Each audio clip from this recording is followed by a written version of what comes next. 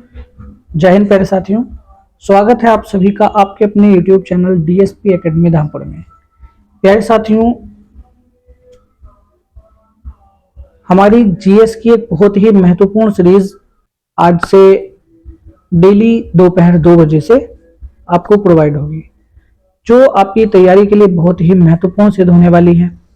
इसके माध्यम से प्यारे बच्चों, डेली हम जो है एक जीएस का रैंडमली कोई टॉपिक पूरा कंप्लीट कराएंगे। तो रोज हमारे साथ दोपहर 2 बजे बने रहेंगे। तो आज का जो हमारा टॉपिक है प्यारे साथियों, बहुत इंपॉर्टेंट टॉपिक है, इंडियन ज्योग्राफी का भारत का परिचय। यहाँ से मोस्टली अधिकांश एग्जाम में कई बार क्वेश्चन देखे जाते हैं, तो आज हम इसको करने वाले हैं प्यारे साथियों।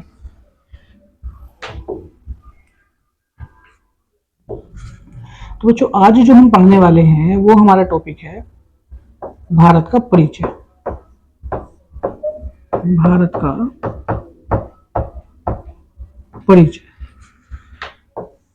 प्यारे साथियों, परिचय की अगर हम बात करते हैं तो सबसे पहले भारत के परिचय में चीज ये आती है कि भारत है क्या। तो जैसा कि हम जानते हैं, अपने देश का, अपनी कंट्री का नाम है भारत, लेकिन ये नाम भी बच्चों बहुत विविधताओं के साथ यहां तक पहुंचा है। बहुत सारी परिस्थितियों के सापेक्ष देश का नाम बदलता रहा और ये बदलते बदलते जो है आज भारत हो गया।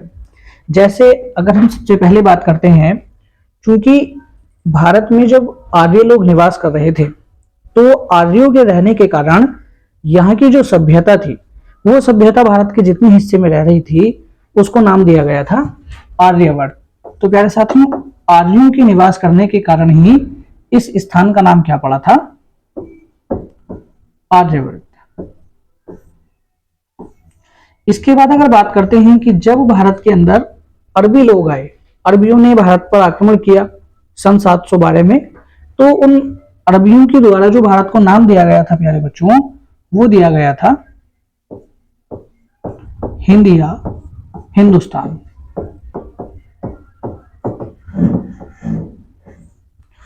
इसके बाद अगर बात करते हैं यूनानियों की, तो यूनानी भी भारत आए। अब यूनानियों ने जो भारत को नाम दिया था बच्चों, वो था इंडिया। यूनानी जो थे, यूनानियों ने भारत को नाम दिया इंडिया। तो इंडिया शब्द जो है वो दिया था प्यारे बच्चों यूनानियों ने। क्योंकि सिंधु नदी को यूनानी इंडस बोलते थे, तो इंडस के उस पार रहने वाले लोगों को क्या नाम दिया गया, या उस क्षेत्र को क्या नाम दिया गया? इंडिया नाम दिया गया। तो इस तरह से ये जो है आपके भारत के कई सारे नामों की जो लिस्ट है वो इस प्रकार से बनती है।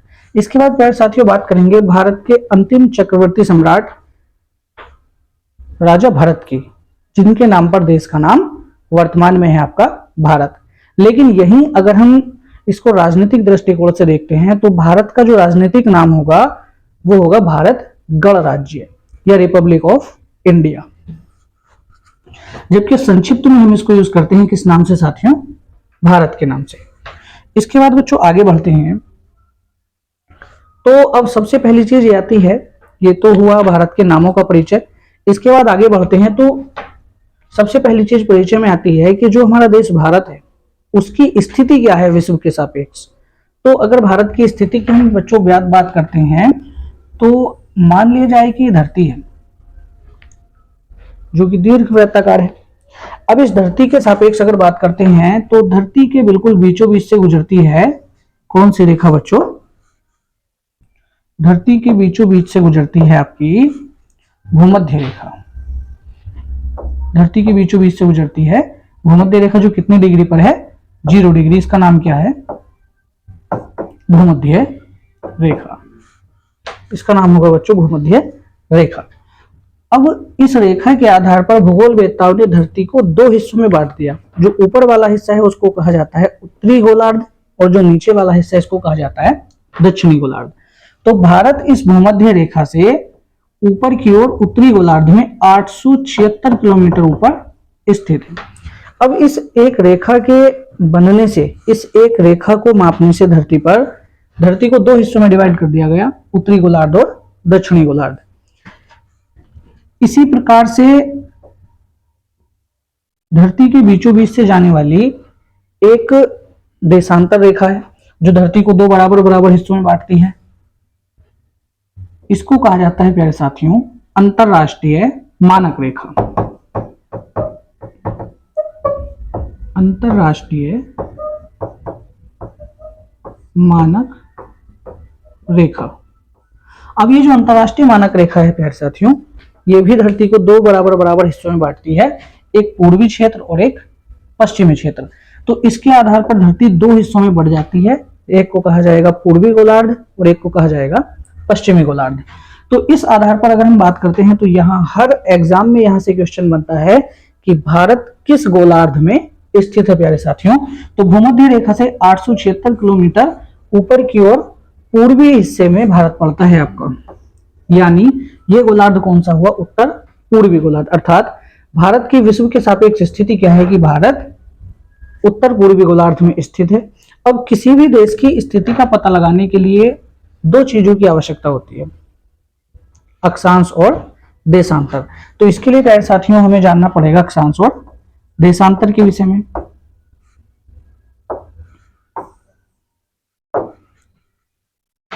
तो अक्षांश और देशांतर की अगर हम बात करेंगे साथियों तो ध्यान देंगे ये धरती अपने अक्ष पर झुकी हुई है इस तरह से।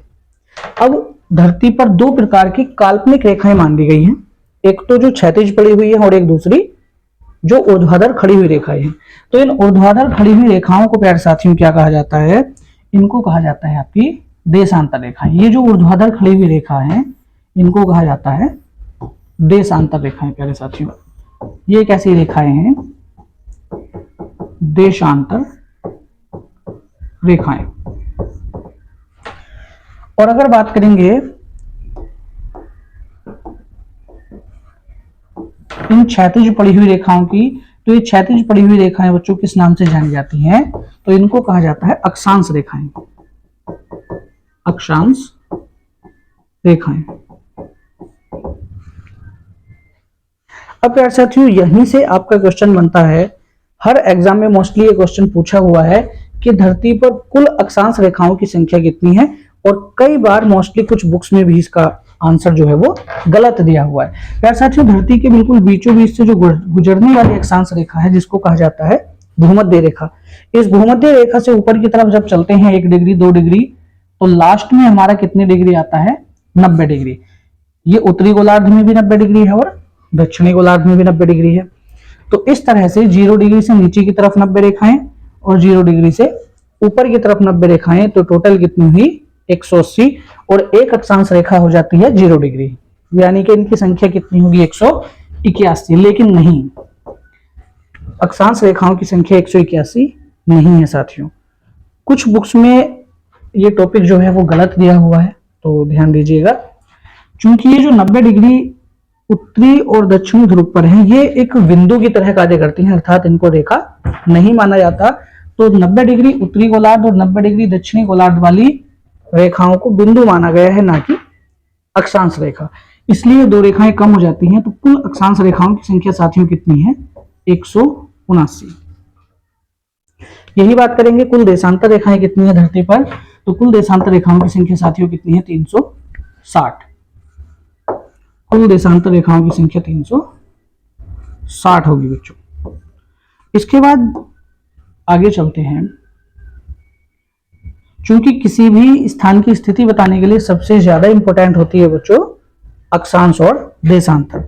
तो भारत की स्थिति अगर हम बात करेंगे तो भारत किस अक्षांश और देशांतर के बीच में पड़ता है, इसके विषय में हम लोग जानते हैं, क्योंकि कई बार ये क्वेश्चन आपके एग्जाम में पूछा जा चुका है। तो प्यारे साथियों सबसे पहले अगर बात करेंगे भारत के उत्तरी हिस्से की, तो भारत का जो उत्तरी सिरा है वो भारत के किस राज्य केंद्र शासित प्रदेश से लगता है साथियों, वो लगता है आपका लद्दाख से। और नीचे की तरफ अगर बात करेंगे तो नीचे है आपका तमिलनाडु। अब ये दोनों रेखाएं जो हैं वो क्षैतिज पड़ी हुई है, यानी कि ये है आपकी अक्षांश रेखाएं। तो भारत किन दो अक्षांश रेखाओं के बीच में स्थित है प्यारे साथियों, 8 डिग्री 4 मिनट उत्तरी अक्षांश से 37 डिग्री 6 मिनट उत्तरी अक्षांश। अब बात ये आती है कि अगर ये तो भारत का दक्षिणी हिस्सा है तो हम इसको उत्तरी अक्षांश क्यों लिख रहे हैं? क्योंकि अक्षांश जो है वो बनती हैं 0 डिग्री भूमध्य रेखा के अनुसार। इस 0 डिग्री से ऊपर की तरफ जितनी भी अक्षांश रेखाएं हैं वो सभी उत्तरी अक्षांश कहलाती हैं, और नीचे की तरफ जितनी भी दक्षिणी गोलार्ध की अक्षांश रेखाएं हैं वो सभी कहलाती हैं दक्षिणी अक्षांश। तो इस आधार पर भारत की जो दोनों अक्षांश रेखाएं हैं साथियों, ये आपकी बनती हैं उत्तरी गोलार्ध में। इसलिए 8 डिग्री 4 मिनट भले ही भारत के दक्षिण में, लेकिन इसको 8 डिग्री 4 मिनट उत्तर लिखा जाता है। तो भारत का अक्षांश विस्तार प्यारे साथियों बहुत बहुत इंपॉर्टेंट प्रश्न है, तुरंत छाप लीजिएगा इसको। भारत का अक्षांश विस्तार कितना हुआ? 8 डिग्री 4 मिनट उत्तर से 37 डिग्री 6 मिनट उत्तर। अब बच्चों ये जो ऑप्शन जब आपके एग्जाम में आता है क्वेश्चन, तो उसमें यहाँ जो है 8 डिग्री 4 मिनट चूंकि भारत के दक्षिण में है, इसलिए यहाँ वो ऑप्शन में दक्षिण लिख कर देता है, वो अधिकांश बच्चे उसको दक्षिण लगा देते हैं। तो ध्यान रखिएगा, चूंकि भारत उत्तरी गोलार्ध में स्थित है इसलिए इसके दोनों अक्षांश उत्तर में होंगे। इसके बाद मेरे साथियों बात करेंगे भारत के देशांतरी विस्तार की। तो जो भारत का देशांतरी विस्तार है वो क्या होगा? अब जो देशांतरी विस्तार है वो अंतरराष्ट्रीय मानक रेखा के सापेक्ष चलता है, यानी कि धरती के बिल्कुल बीचों बीच से जाने वाली जो है मानक रेखा है, जिससे ब्रिटेन का समय लिया गया है साथियों। ठीक है, इसके हिसाब से धरती पर देखी जाती हैं देशांतर रेखाएं।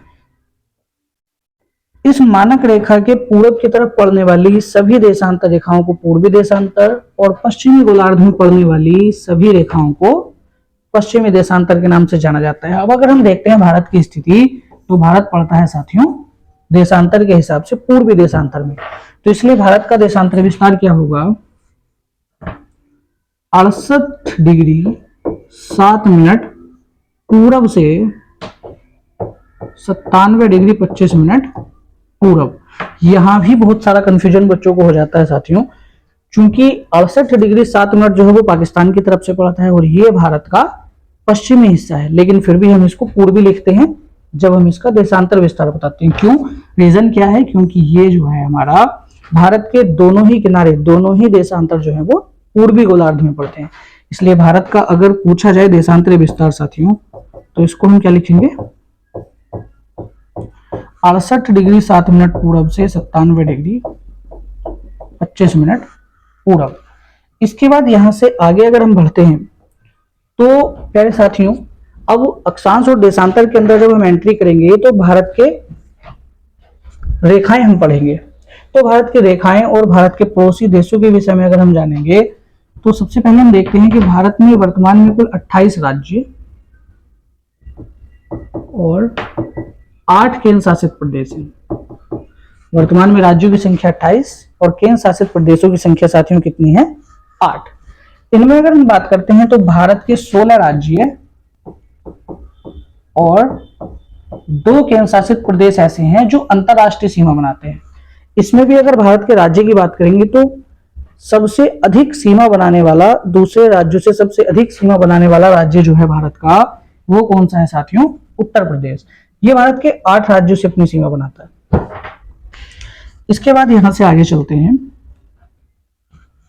तो प्यारे साथियों ध्यान देंगे, ये आपका भारत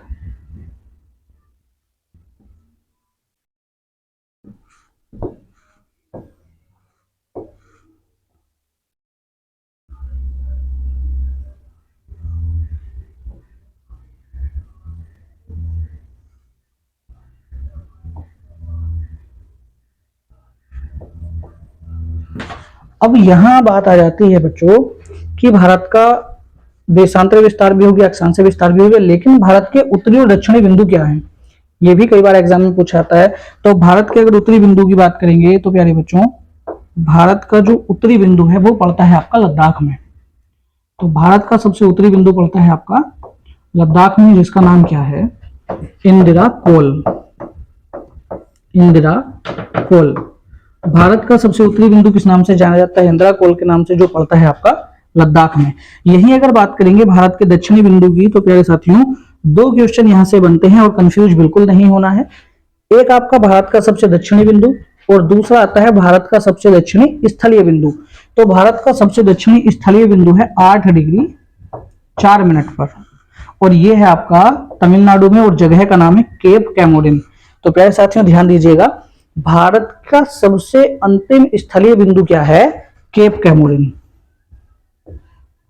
भारत का सबसे अंतिम स्थलीय बिंदु किस नाम से जाना जाता है? तो केप कैमोरिन के नाम से। और ये कहां पर है? तमिलनाडु में। और कितने डिग्री पर है? 8 डिग्री 4 मिनट। लेकिन हमने तो पढ़ा था कि भारत का सबसे दक्षिणी बिंदु जो है वो इंदिरा पॉइंट है। तो बिल्कुल सही पढ़ा है साथियों, भारत का सबसे दक्षिणी बिंदु है इंदिरा पॉइंट। और इंदिरा पॉइंट जो है वो पड़ता है आपका कहां पर? अंडमान निकोबार द्वीप समूह का सबसे अंतिम बिंदु जो है उसका नाम क्या है? इंदिरा पॉइंट। लेकिन 2004 के सुनामी में इंदिरा पॉइंट जो है वो समुद्र में डूब चुका था और वो अभी तक भी डूबा ही हुआ है। लेकिन भारत का अंतिम बिंदु जो कहा जाता है वो इसी को कहा जाता है। तो भारत का अंतिम बिंदु जो है वो इंदिरा पॉइंट, जो आपका 2004 के सुनामी में डूब चुका था। इसी का दूसरा नाम है प्यारे साथियों पिगमिलियन पॉइंट या पार्सन पॉइंट। इंदिरा पॉइंट का दूसरा नाम पिगमिलियन पॉइंट या पार्सन पॉइंट।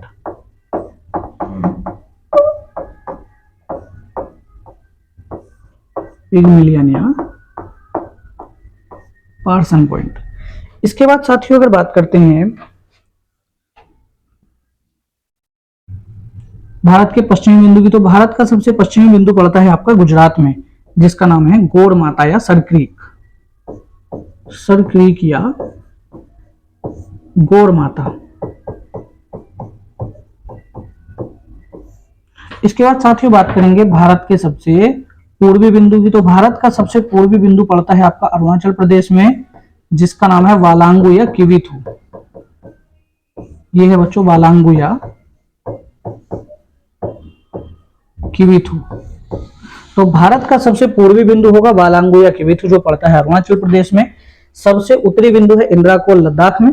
सबसे पश्चिमी बिंदु है इंदिरा पॉइंट, अंडमान निकोबार द्वीप समूह का सबसे अंतिम पॉइंट। और स्थलीय बिंदु की बात करेंगे तो वो होगा केप कैमोरिन। और सबसे पश्चिमी बिंदु की बात करेंगे तो सरक्रीक या गौड़ माता। इसके अलावा प्यार साथियों अगर हम बात करेंगे भारत की उत्तर से दक्षिण की तरफ लंबाई, तो भारत की उत्तर से दक्षिण की तरफ जो लंबाई है बच्चों वो कितनी है? 3214 किलोमीटर। भारत की उत्तर से दक्षिण की तरफ जो लंबाई है वो कितनी है? 3214 किलोमीटर। यही बात करेंगे पूर्व से पश्चिम की तरफ लंबाई की, तो भारत की पूर्व से पश्चिम की तरफ लंबाई होगी 2933 किलोमीटर। इसके बाद भारत की बात करते हैं प्यारे साथियों। यहां हम देखते हैं कि भारत के 4 कोने बनते हैं, 4 फलक जैसे बनते दिख रहे हैं। इसलिए कई बार एग्जाम में यह भी पूछा हुआ है कि भारत की आकृति या आकार कैसा है। तो जब भी भारत की आकृति या आकार की बात होगी तो भारत का आकार कैसा होगा? चतुष्फलकीय। भारत का आकार कैसा है? चतुष्फलकीय या चतुष्कोणीय प्यारे साथियों। इसके बाद अगर हम बात करेंगे भारत के क्षेत्रफल की, तो इसका क्षेत्रफल बच्चों कितना होगा? तो भारत का क्षेत्रफल होगा 32,87,263 स्क्वायर किलोमीटर। तो भारत का क्षेत्रफल कितना होगा साथियों? 32,87,263 स्क्वायर किलोमीटर। इसके बाद प्यारे साथियों अगर हम बात करेंगे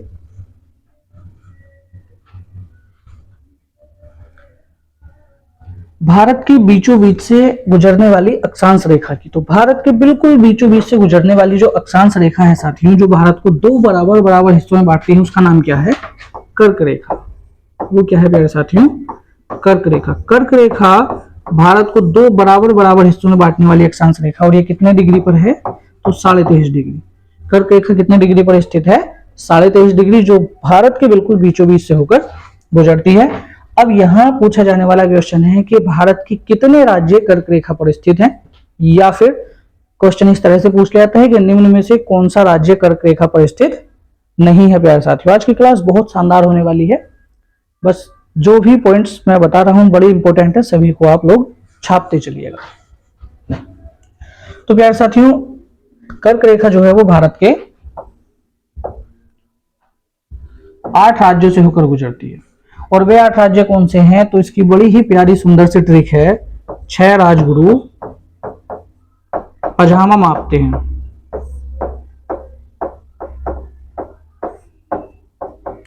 इससे जो है आपको सारे के सारे कर्क रेखा पर स्थित राज्य जो है वो याद हो जाएंगे। यहां बात करेंगे 6 से छत्तीसगढ़,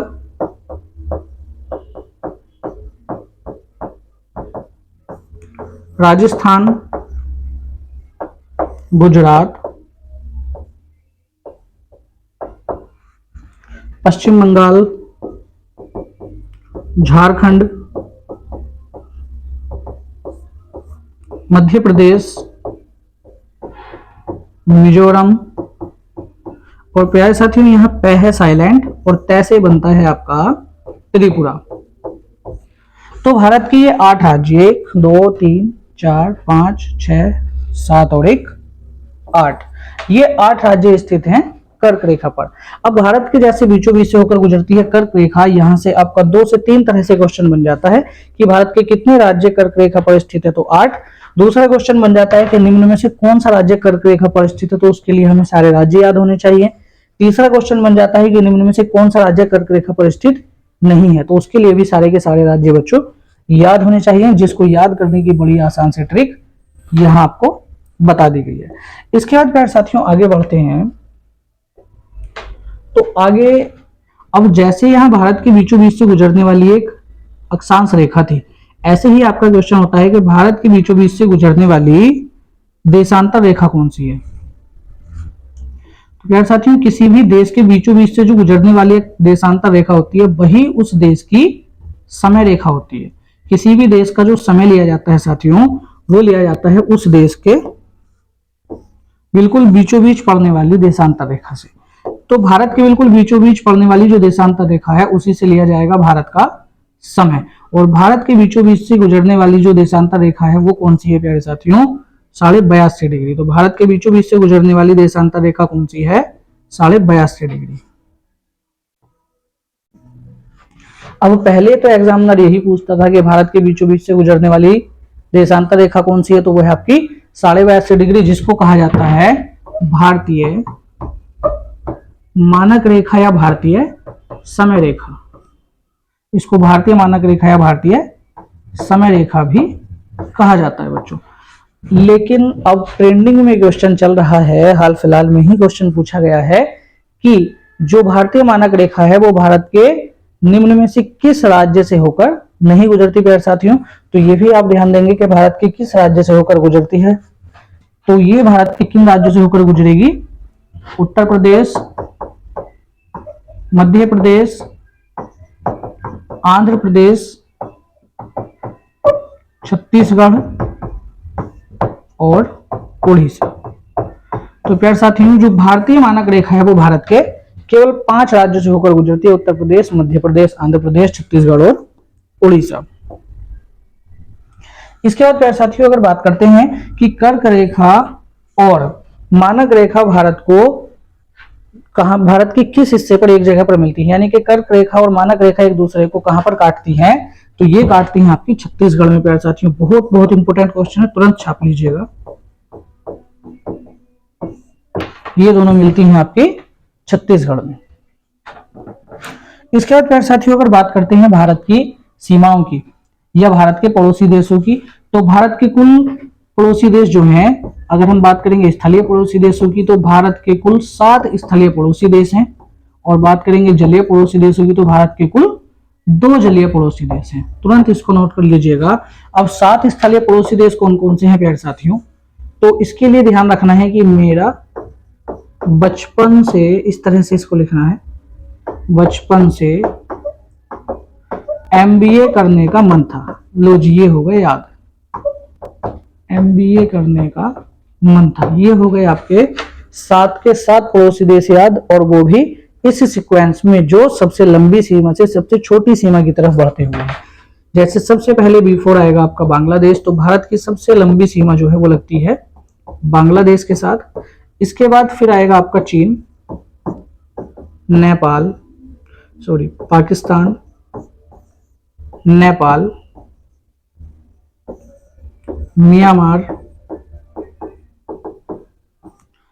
इसके बाद भूटान, और भारत की सबसे छोटी सीमा 108 किलोमीटर की मात्र लगती है किससे? अफगानिस्तान से।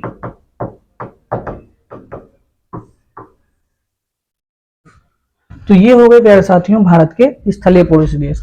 अब भारत के केवल 2 जलीय पड़ोसी देश हैं, कौन कौन से? तो ध्यान देंगे, एक तो यहाँ है आपका श्रीलंका और दूसरा यहाँ है आपका कौन सा? मालदीव। तो भारत के केवल 2 जलीय पड़ोसी देश हैं, मालदीव और श्रीलंका।